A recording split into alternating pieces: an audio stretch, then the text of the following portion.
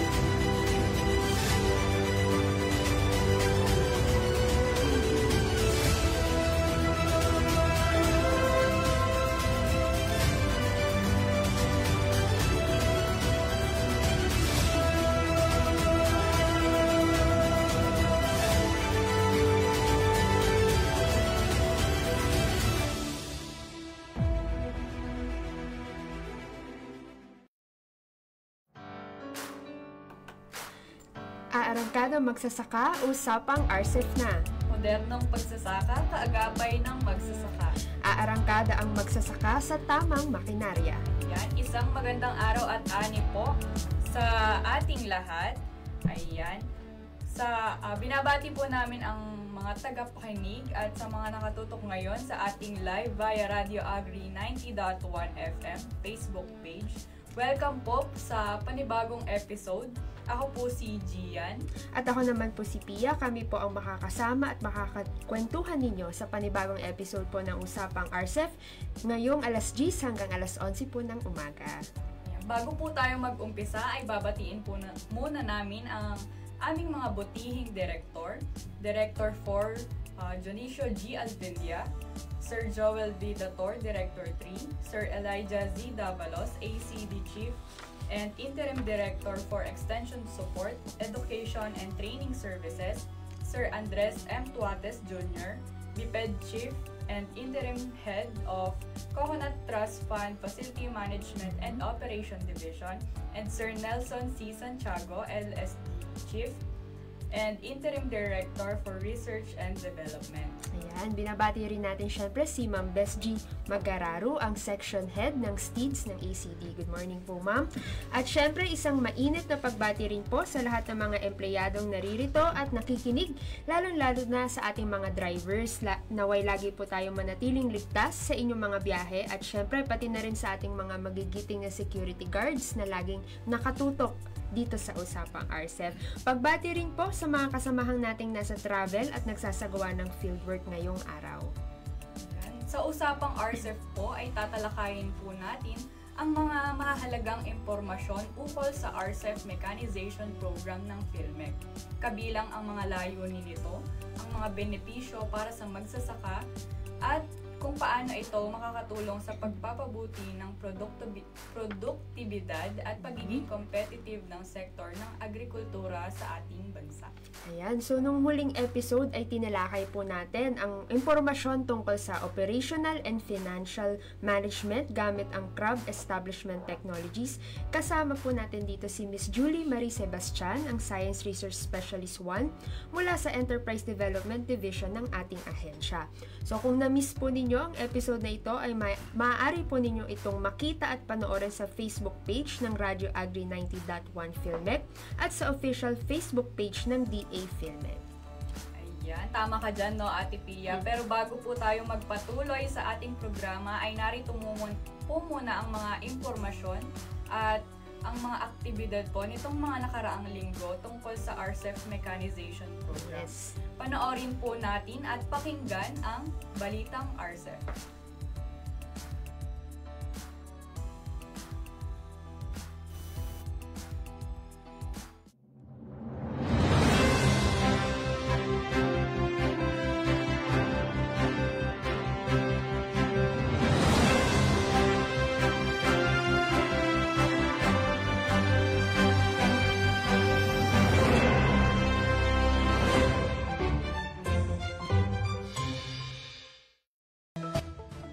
RCEF Enterprise Workshops patuloy na idinaraos. Sumalang nga ang mga probinsya ng Lanao del Norte, Surigao del Sur, at Agusan del Norte sa Orientation Workshop on Farm Machinery Operation, Management and Enterprise Development for Post-Harvest Technologies noong June 3 to 5 at June 10 to 12. Nasa 99 na FCA members ang lumahok rito. Senator Gatchalian bumisita sa PhilMec.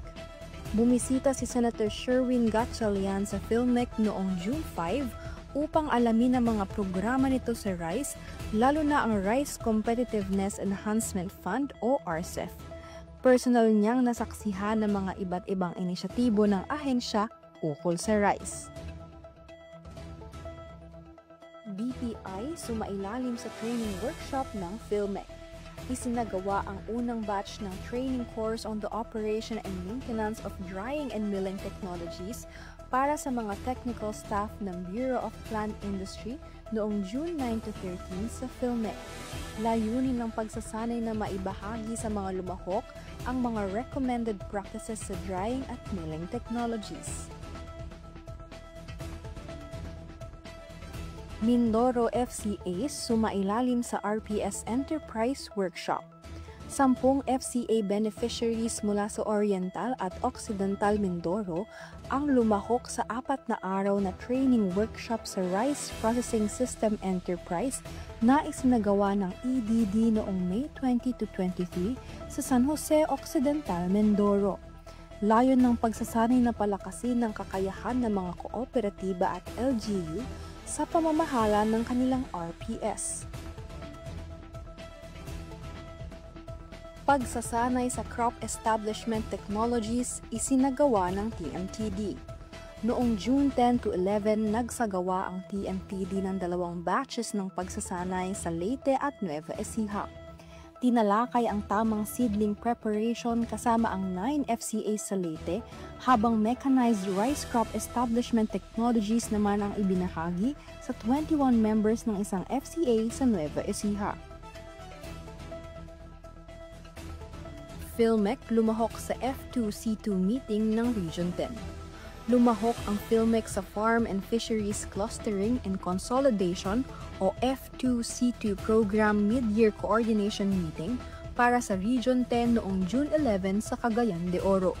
Layunin ng aktibidad na magbigay ng update, magsama-sama at ang commitment ng bawat kasamahang ahensya kabilang ang PhilMec. FMFOD nakibahagi sa Palay Sikatan 2.0. Nagbahagi ng kaalaman at kasanayan patungkol sa paggamit ng maintenance ng precision rice seeder ang FMFOD sa Palay Sikatan 2.0 noong June 11 sa San Miguel, Bulacan. Ito ay naglalayong magkaroon ng pagkakaisa sa pagitan ng mga magsasaka, ahensya ng gobyerno at pribadong sektor sa nasabing aktibidad.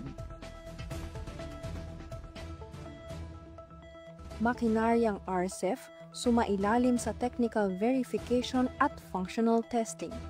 Isinagawa ang ilang technical verification at functional testing sa mga makinarya mula sa RCEF Mechanization Program nitong June 2 to 11 sa piling FCAs at lokal na pamahalaan sa Luzon at Mindanao. Layunin nito na masuring mabuti ang kalidad ng bawat makinarya at pasilidad mula sa programa upang masiguro ang tiyak na kapakinabangan nito sa mga benepisyaryo.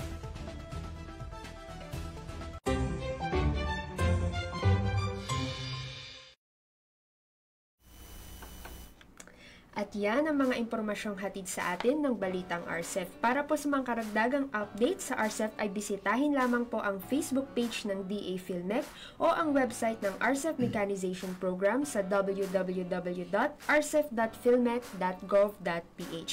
Huwag din natin kalimutan to hit the like button at i-share ang ating live. Para naman po sa mga nanonood ngayon sa ating live stream via Radio Agri 90.1 FM at sa DA PhilMec at RCEF Extension Program ay maaari po kayong mag-iwan ng comments sa ating comment section at amin po itong babasahin mamaya.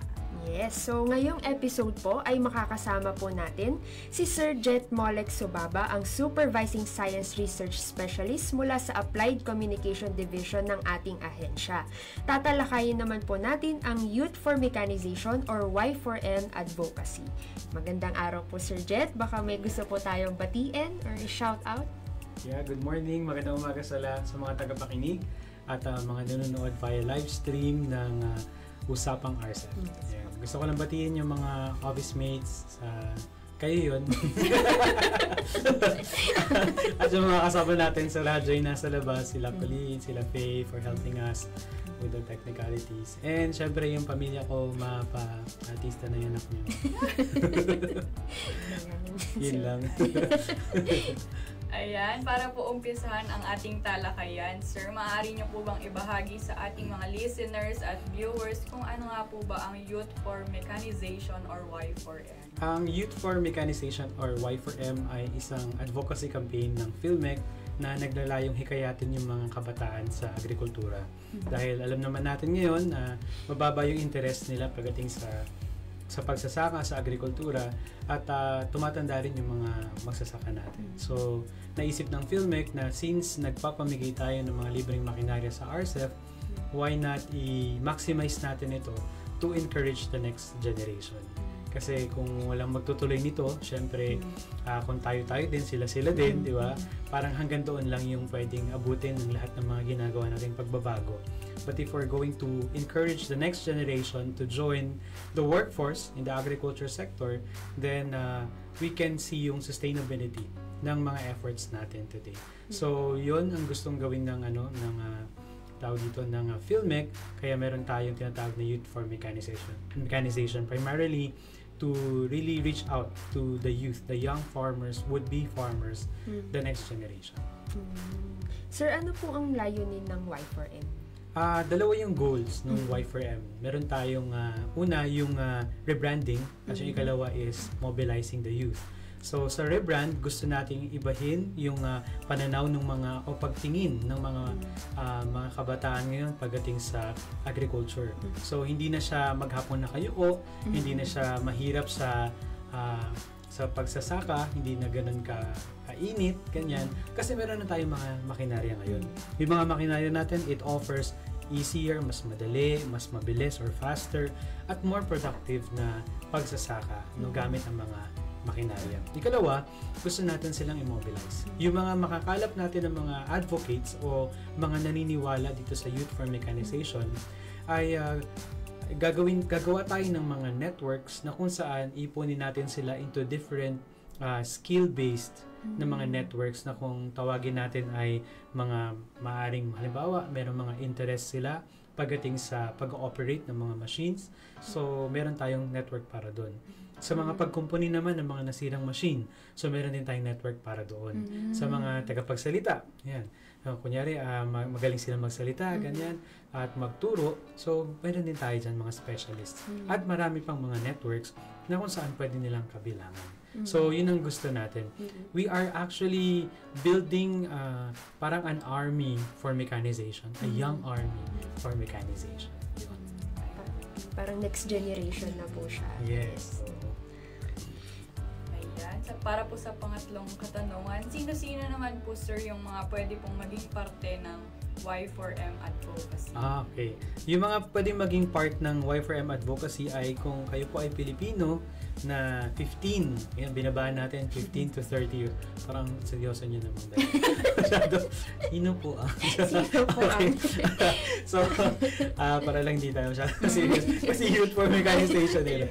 Okay, so mga Filipino ages 15 to 30, we're actually reaching out this time yung mga nasa senior high school, junior high school din, para ganun na talaga, iba't ibang generation na younger talaga to enable them na talagang magkaroon tayo ng sustainable efforts. And of course, naniniwala sa mechanization. Kasi sa ngayon, maraming na-influensyan pa din ng ibang older generation, let's say, kasi nga sa time nila, nakaya naman nila na walang machine. So, maaring may mga youth din na hindi pa naniniwala sa mechanization. But if you are one of us, you are actually believing na may potential ng mechanization sa future na agriculture, then you can be part of this. At syempre, willing po kayo na matrain. Kung gusto nyo lang po, libre naman po ito. Ayan, kung di po ano sa inyo. Pero yeah, willing to be trained and willing to be part of a network.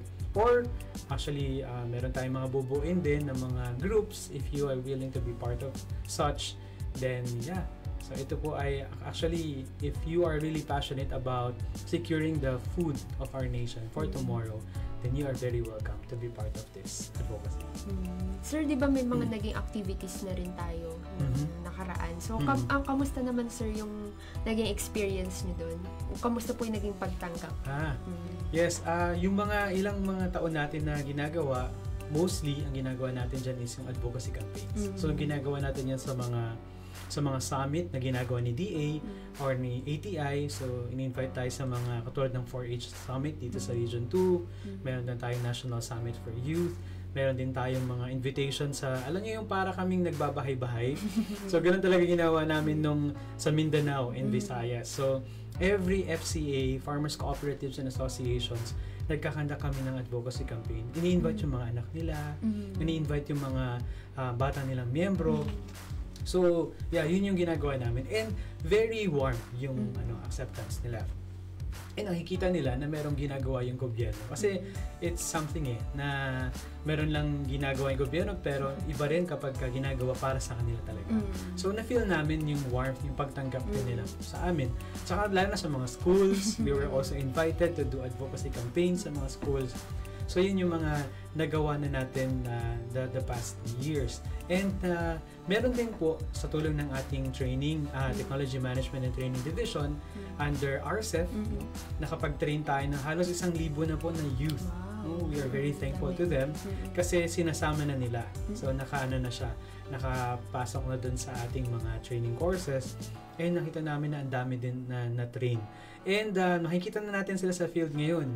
Most of them are operators, no? So sila yung talagang hari ng mga ng mga farm pagka lalo na pag land preparation, planting, no? At harvesting. No, sila yung imbis na mga SUV at saka mga, di ba, nagde-drift sa So ito ang ginagamit na nila ngayon. So pang land prep, mga hand tractor, ganun talaga sila and all. So yan po yung mga ginagawa natin. But kung meron tayong mga iniisip pa na gagawin, especially this year, ay yun yung tinatawag nating bootcamp. So, meron tayong bootcamp for, specifically for the senior high schools. And gusto rin natin to partner with, yesterday I was with the National Youth Commission. Meron silang parang special na meeting. So, kahapon, kaya very thankful kasi andun ng DepEd, andun ng NYC, and they are willing to partner with us. Gagawin natin itong bootcamp. So, it's like an experience na sama-samahin natin mga estudyante, i-expose natin sila sa machines, gagamit sila ng machines, pasasakayin natin sila, we will make them experience na this is farming today. Because if you're going to introduce the old ways, sabi nga ni Einstein, that's insanity. Doing the same things over and over and expecting new results. So, hindi ganun yung gusto na approach ng film. We wanna let them feel, we'll let them see, no? Kasi nga, yung most of our youth today, even yung mga matatanda na, diba? To see is to believe, sabi nila. So, they have to see it and feel it. Diba? Na parang nagkakapag-drive na sila. Ang ganda kasi na namumove mo yung machine, tapos nagiging productive ka at the same time. Diba? So, yun yung mga natin. So, isa yun sa mga major na gusto natin gawin this year. Parang okay rin, sir, na ibinaba sa 15 years old yung pwedeng maging participants, no? Para ma-introduce talaga sa kanila, especially sa mga high school students, yung agriculture, bago sila mag-college. Yes, tama. Kasi in that way, we can influence them, young as they are. Kasi alam niyo yung mga youth today, once you give them a purpose, or once they find something that's bigger than themselves, they really want to be part of it. And especially if it's for nation's cause, di ba? Mga ganyan na medyo noble na mga cause. So kaya tama ka doon, and yan yung medyo, di ba, sabi nga nila sa biology ba yan or psychology, yung frontal lobe kasi hindi pa yan nade-develop pa lang siya. So it really needs people who will influence them. And by seeing it, di ba, with their experiences, with those experiences na we want to share with them, So I think we be able to influence them. Yes, ayan. So, ang daldal, no? Isang question lang. Hindi, yan. Siyempre, thank you po, Sir Jet, sa napaka-informative na mga talakayan natin ngayong umaga. So, ayan. So, mga Karadyo Agri, sana po ay nakapag-take down notes po kayo at makatulong po ang mga impormasyong ito. Wag po muna tayong aalis, mga Karadyo Agri, at magbabalik pa po, syempre, si Sir Jet para sa mga karagdagang impormasyon sa Y4M Advocacy. Sa mga nagpaplano naman pong magsumite ng application upang maging benepisyaryo ng RCEP Mechanization Program, ay narito po ang listahan ng mga PhilMec offices by region po ito, kasama na rin ang mga focal persons na maaari ninyong i-contact. For Region 1 covering Ilocos Norte, Ilocos Sur, La Union, and Pangasinan, you may contact Ms. Kimberly Ann R. Gregorio through 0951-541-4869, or you may visit FMFOD office, PhilMec CLSC Compound, Science City of Muñoz, Nueva Ecija. For Region 3, covering Aurora, Bataan, Bulacan, Nueva Ecija, Pampanga, Tarlac, and Zambales, you may contact Ms. Merlinda T. Ramento through 0936-137-2292, or you may visit FMFOD office, PhilMec CLSC Compound, Science City of Muñoz, Nueva Ecija. For Region 2, Cagayan, Isabela, Nueva Vizcaya, and Quirino, you may contact Ms. Ana Marie P. Cachero through 0906-687-1855, or you may visit FMFOD office, PhilMec CLSC Compound, Science City of Muñoz, Nueva Ecija. For Cordillera Administrative Region covering Kalinga, Apayao, Ifugao, Mountain Province, Abra, and Benguet, you may contact Ms. Laika Jane M. Pascual through 0905-691-7462, or you may visit Department of Agriculture, Regional Field Office 2, San Gabriel, Tuguegarao City, Cagayan. For Region 4A, covering Quezon, Laguna, and Cavite, you may contact Ms. Josephine B. Valdez through 0977-822-9420, or you may visit Agricultural Training Institute, Diliman, Quezon City, Metro Manila. For Region 4B, covering Oriental Mindoro, Occidental Mindoro, and Palawan, you may contact Mr. Kenneth R. Calderon through 0906-841-4917, or you may visit PhilMec FMFOD office. For Region 5, covering Camarines Sur, Albay, Masbate, and Sorsogon, you may contact Mr. Joseph D. Corporal Jr. through 0905-984-4402, or you may visit Department of Agriculture, Regional Field Office 5, P. Camarines Sur. For Region 6, covering Aklan, Guimaras, Antique, and Capiz, you may contact Ms. Sandra Marie G. Haro through 0910-745-7136.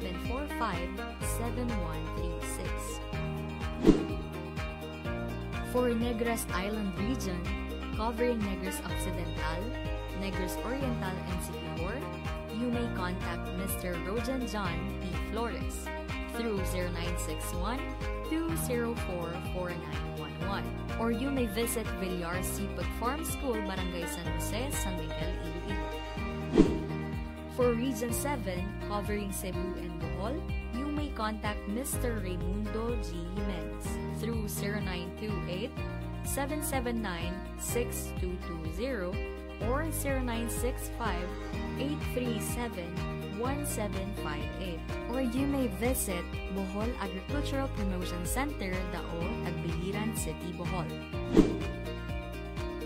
For Region 8, covering Southern Leyte, Biliran, Western Samar, Eastern Samar, and Northern Samar, you may contact Aben D. Noble through 0965-360-8692, or you may visit PRTMDC, AES Compound, Barangay Balinsasayao, Abuyog, Leyte.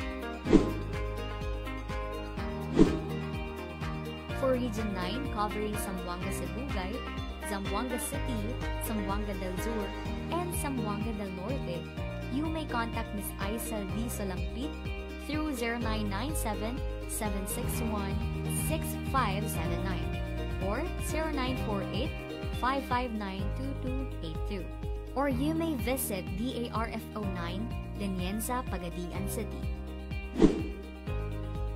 For Region 10 covering Bukidnon, Lanao del Norte, Misamis Occidental, Misamis Oriental, Camiguin, and Cagayan de Oro City, you may contact Mr. John Ray Biliabad through 0931-818-0358, or you may visit DANMA CLRC Dalwangan, Malaybalay City, Bukidnon. For Region 13, covering Agusan del Norte or Dinagat Islands, Agusan del Sur and Surigao del Sur, you may contact Ms. Jingle T. Paloma through 0938-321-1477, or you may visit DA Caraga PEEDMO Building, Capital Site, Butuan City.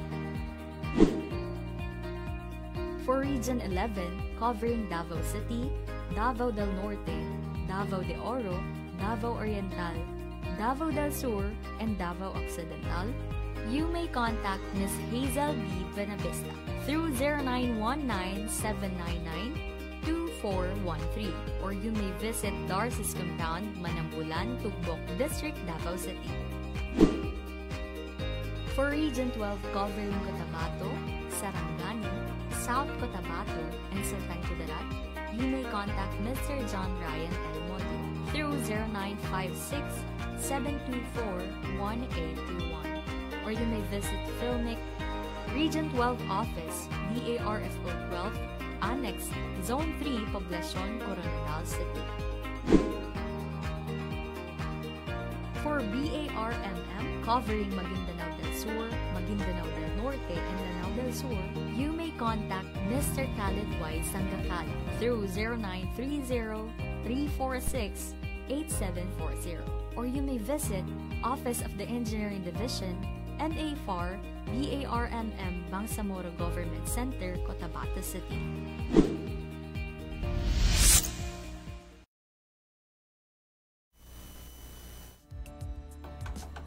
Ayan, mga Karadyo Agri. Bago po tayo magpatuloy, ay magbabasa po muna tayo ng mga shoutouts at comments po ng ating mga viewers sa live stream. Yan, mula sa Radyo Agri 90.1 FM Facebook page. Good morning po kay Sir Jose Moran from Gasanamudeco, Irusin, Sorsogon. Good morning po, sir. From RCF IDA Filmec ng Facebook page. Good morning po kay Ma'am Lorena Hagos. Watching from Kapas, MGFIAC, Sir Cedric Banawag. Ayan. Good morning po, ma'am. Sana ma-release na yung request namin for four-wheel drive tractor sa Filmec. Ayan. Sir, maaari po kayong makipag-ugnayan sa regional focal persons po ng na pinakamalapit po sa inyo. Ayan. Pwede po ninyong balikan yung contact details ng mga focal persons po natin. Ayan. So, mula naman sa RCEF Extension Program na Facebook page. Ayan, good morning po kay Ma'am Merly Campos Tubilid. Ayan, good morning po. At good morning din po kay Sir Eduardo Esteban, watching from Viga, Catanduanes. Ayan, watching naman si Ma'am Girly Franco from Municipality of Senator Ninoy Aquino, Sultan Kudarat. Ayan. Para po ulit sa mga viewers natin sa DA Filmec, kay Sir Carl Allen. Ayan, good morning po. Usapang RCEF team. Ayan. Ayan, at good morning din po kay Ma'am Jonna Paulo. Ayan, watching from ACD. Ayun. So, ipagpatuloy na natin ang ating talakayan. Siyempre, kasama pa rin po natin si Sir Jet Subaba from Applied Communication Division para po pag-usapan ang Y4M advocacy. So sir, para po ituloy natin ang ating talakayan, ano naman po sir ang mga aktibidad na naghihintay para sa ating mga advocates? Yes, kanina nabanggit natin yung advocacy campaigns na ginagawa natin sa mga schools at sa mga communities through FCAs at hopefully through local government units. Yun yung mga gagawin natin, mga advocacy campaigns. Bukod doon, at saka boot camps na nabanggit natin kanina, inisip natin magkaroon ng mga training courses sa tulong ng ating training arm dito sa PhilMec or pwede rin through ATI. Kasi based sa meeting din namin kahapon, so iniisip ng DA na to use them, no, to be part, no, maging partner natin din sila sa pagpapalawig ng kaalaman ng mga kabataan. And also, we hope na makapag-conduct kami after a year, siguro a year from now, ng Y4M conference kung saan yung mga practitioners na youth in mga Y4M natin na advocates, na practitioner na, will share their experience to inspire more. And also, makapag-form tayo, no, sa future pa ulit, konting future pa, ay yung makapag-organize and mobilize tayo ng mga farmers cooperatives na youth-led. Diba? Sila yung mga magiging parang Y4M, halimbawa ay Cebu chapter. Parang ganyan, ano? So, sa sample lang yan. And sa iba't ibang mga lugar po ninyo, we hope to have these young people form themselves into cooperatives. Why? Kasi gusto natin sila encourage kasi nga ang lahat po ng mga provision ng gobyerno po ay through cooperatives when it comes to sa Department of Agriculture, kung malalaki gaya ng machine. Diba? I can just imagine na ang isang youth-led cooperative will be receiving multi-million na mga machines that they can use to serve, no, their communities. That's something na, diba, we are involving them, no, directly dito sa ginagawa natin ito. So yun po yung mga ilang activities na you need to look out for the next more months and years. Exciting. Yes. Sir, baka may hindi pa po kayo nabanggit, ano pa po yung mga dapat abangan sa Youth for Mechanization this 2025? Wala naman. Joke lang. Biglang makapala. Siyempre, magkakaroon tayo ng, hopefully, we'll be starting our full-blown implementation nito this second semester. Kasi we are, hopefully na magkaroon na tayo ng enough natin na fund to run and implement this, ano na siya talaga, nakaseparate na siya na program ng PhilMec. So in approved, we are very thankful to the management for believing in this program to reaching out the next generation. So yan yung mga abangan natin. At baka makita nyo kami sa mga eskwelahan ninyo. Sa mga nakikinig sa radyo, nanonood sa live stream ngayon ng mga FCA, o kaya naman mga eskwelahan po, no, kami po ay bukas po sa inyong invitasyon. Just invite us.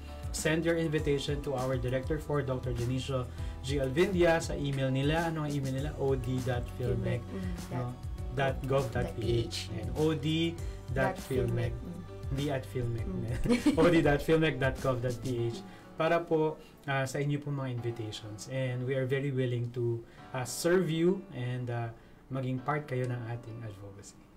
Ayun. So, ayan, maraming salamat po Sir Jet sa inyong mga impormasyon. Ayan, so mga karadyo agri, sana nakapag-take down notes kayo. At kung meron pa po kayong dagdag na katanungan, pwede pa rin po kayo mag-comment sa ating Facebook Live. Ayun, so wag po muna tayong aalis at atin po muna panoorin ang boses ng magsasaka.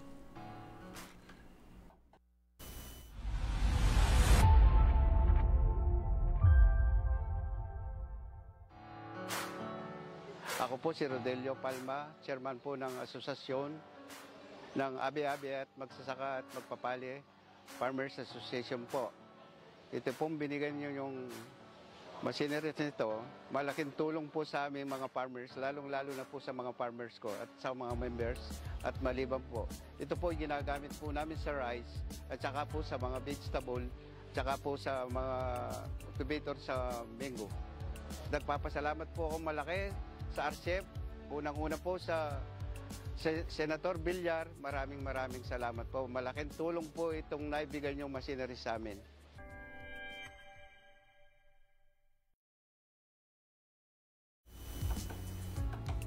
At yan po ang ating beneficiaries na nakatanggap ng mga makinarya mula sa Pampanga. Naway makatulong po ang mga makinarya na ito upang tumaas ang inyong ani at kita. Ayan, so syempre bago po umalis si Sir Jet as ating resource person ngayong araw. Sir Jet, baka meron pa po kayong gustong sabihin or i-announce na darating na advocacy campaign ng Y4M? Okay. Siguro more of addressing the youth na lang yung mensahe ko. Gusto sa mga nakikinig po na sa radyo o makakapanood po nito sa live stream, kung ito man ngayon or mamaya, sa mga kabataan, sa mga minamahal nating next generation, mga youth, I hope na na-appreciate nyo, nakikita ninyo na may ginagawa ang gobyerno para sa inyo, para sa inyong henerasyon. Ayaw natin na magkaroon ng disconnect between the older and the new generation. We hope that gaya ng efforts na ito, ng program na ito, ng Y4M, ng Filmec, I hope na makita nyo na we are really serious about reaching out to you because you are not outside yung ginagawa namin. You are actually at the center of all our efforts pagdating sa agriculture. And sana makita nyo na madali na ngayon. Ito na yung ginagawa natin na mga interventions, madali na po ang makinarya. Actually, kung pwede kang habang ikaw ay nag-land preparation ay nakikinig sa Spotify o kaya naman ikaw ay halimbawa ay gumagawa ng live stream o ng mga reels habang ikaw ay nag-drive ng combine harvester o habang ikaw ay nagtatanim gamit ang transplanter or precision seeder. So we can actually complement yung interest niyo with agriculture. And ang ganda nun, hindi lang kayo nag-enjoy, nagiging productive pa yung ginagawa natin. So I really hope that you will join our cause and be part of the Youth for Mechanization sa mga magulang. Sana baguhin natin ang storya pagdating po sa agrikultura. Hindi ito para sa mga walang marating sa buhay, hindi ito para sa mga walang options na lang sa buhay. Ipakita natin na this is a noble thing. We're actually contributing to nation building and securing the food of our nation. When we talk about food, it's a serious matter. It's something na very, very need talaga natin. Walang taong hindi kumain ng isang linggo.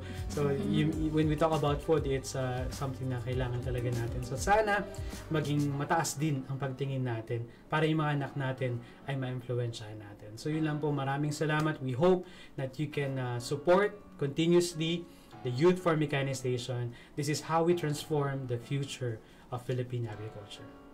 Ayan, Grabe wow. naman, Sir Jet. Kung di ka pa naman din makonvince, ewan ko na lang. Yes, ayan. So, mayroon pa po tayong mga ibang comments sa ating Facebook page. So, ayan. Good morning po mula sa RCEF Extension Program. Good morning po kay Ma'am Merly Tubilid. Ayan, salamat RCEF. Nag-training kami sa Tubilid Farm. Ayan, nagtanim gamit ang mechanical transplanter by Filmec.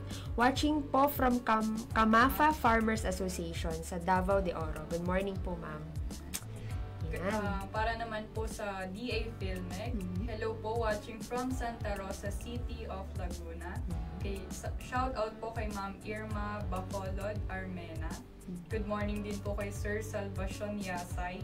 Good morning po kay Ma'am Lorena Hagos. Ayan. Good morning din po kay Sir Rogelio Castillo at kay Sir Marlon Alvarado. Ayan, so mula naman sa ating Radyo Agri Facebook page, ayan, kay Ma'am Lorena Hagos, ayan, sabi niya, ugaliin po natin makinig sa programang ito ng DA Filmec at marami po tayong matutunan, lalo na sa mga machinery na binibigay ng Filmec. Ayan, thank you po, Ma'am, thank you po for watching from From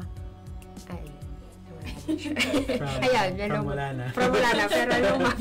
Good morning po. Ayan, thank you po. Ayan, so so dito po nagtatapos ang ating episode tungkol sa Y4M Advocacy. Maraming salamat po, Sir Jet, sa inyong oras.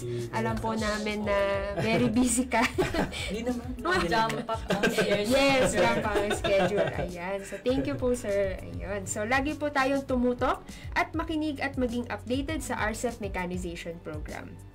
Yan, hanggang sa susunod, ako po muli si Gian. At ako naman po si Pia. Lagi po nating tatandaan na sa RCEP Mechanization Program ng PhilMec, may makinarya kang maaasahan. Ito ang usapang RCEP, modernong pagsasaka, kaagapay ng magsasaka. Aarangkada ang magsasaka sa tamang makinarya. Bye-bye po!